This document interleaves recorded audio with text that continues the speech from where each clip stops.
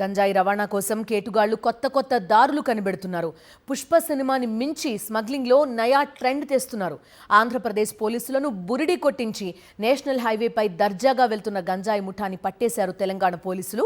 భద్రాద్రి కొత్తగూడెం జిల్లా దమ్మపేట పోలీసులు తనిఖీల్లో గుట్టుగా తరలిస్తున్న గంజాయి పట్టుకున్నారు. చూడ్డానికి నార్మల్ కంటైనర్లా ఉన్నప్పటికీ లోపల సీక్రెట్గా రూమ్స్ ఏర్పాటు చేసినట్టు గుర్తించారు పోలీసులు. 303 కేజీల గంజాయిని 152 ప్యాకెట్ల రూపంలో తరలిస్తున్నారు స్మగ్లర్లు.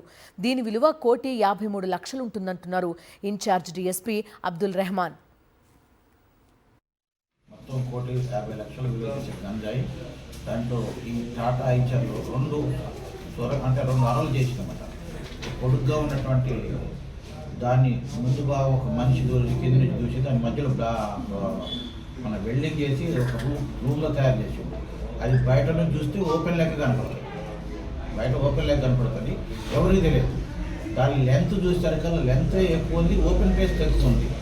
అప్పుడు దాన్ని డౌట్ వచ్చేసి అన్ని పక్కలు చూసేసరికి కింద నుంచి మనిషి ఆ కింద మన లోడ్ కింద ఉంటుంది, టిప్పర్ బాడీ ఉంటుంది, ఆ బాడీ కింద చూసేసరికి 2 మనుషులు పైకి ఈజీగా దాంట్లో 150